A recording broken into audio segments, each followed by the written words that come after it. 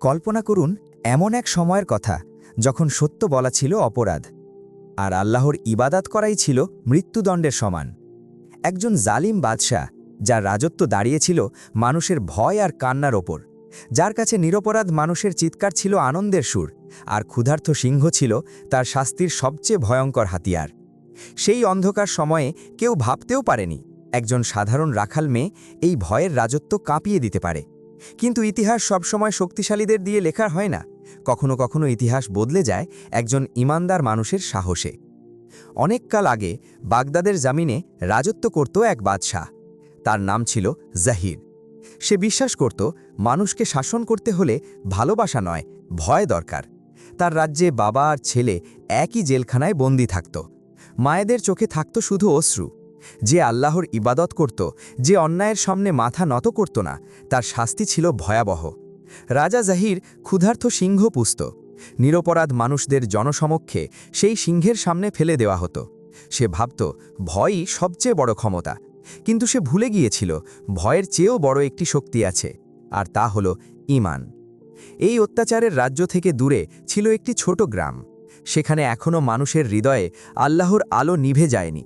সেই গ্রামে বাস করত এক বৃদ্ধা নারী। তার নাম ছিল বিবি জামিলা। তার জীবন ছিল কষ্টে ভরা, কিন্তু বিশ্বাসে ছিল অটল। তার একমাত্র মেয়ে সামিনা।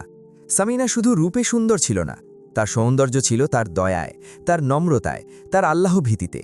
মা ছাগল পালত, মেয়ে ক্ষেতের কাজে সাহায্য করত। অভাব ছিল, কিন্তু অন্তর ছিল তৃপ্ত। বিবি জামিলা প্রায়ই বলতেন, মা, আল্লাহর ওপর ভরসা করলে দুনিয়ার কোনো শক্তি তোমাকে ভয় দেখাতে পারবে না। একদিন জঙ্গল থেকে কাঠ কুড়াতে গিয়ে সামিনা হঠাৎ এক ভয়ঙ্কর গোঙানির শব্দ শুনতে পেল। ভয়ে তার বুক কেঁপে উঠল। সে বলল, হে আল্লাহ, তোমার কাছে আশ্রয় চাই। ঝোপের আড়ালে সে দেখল একটি আহত সিংহ। তার পায়ে গভীর কাঁটা বিঁধেছিল।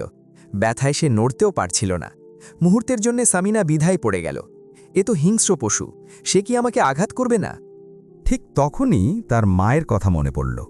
যার অন্তরে দয়া থাকে, আল্লাহ তাকে কখনো একা ছেড়ে দেন না।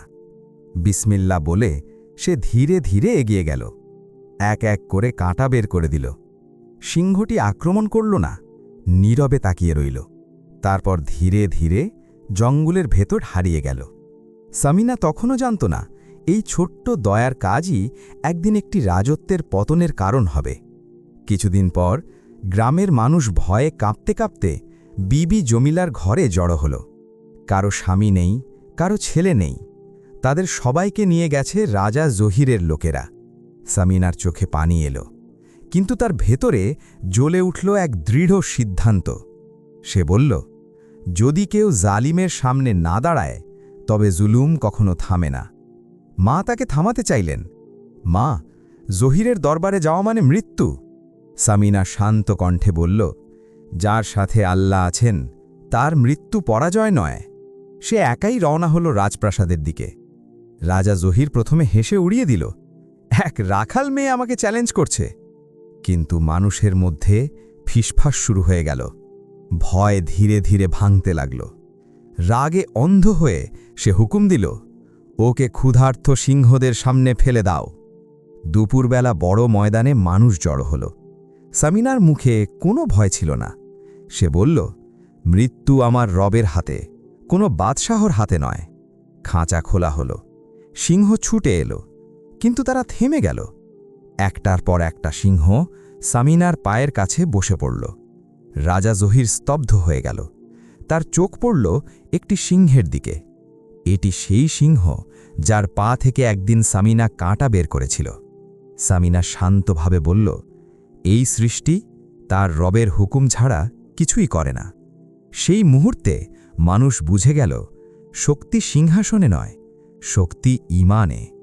ভয় ভেঙে গেল, অত্যাচারের রাজত্ব শেষ হয়ে গেল। প্রিয় বন্ধুরা, এই গল্প শুধু অতীতের নয়, এই গল্প আমাদের আজকের জীবনের জন্য। আমরা অনেক সময় অন্যায় দেখি, কিন্তু ভয় চুপ থাকি। মনে রাখবেন, ভয় জালিমকে শক্তিশালী করে, আর ঈমান তাকে দুর্বল করে। দয়া কখনো নষ্ট হয় না, সাহস কখনো বৃথা যায় না, আর আল্লাহর ওপর ভরসা করলে কেউ কখনো একা থাকে না।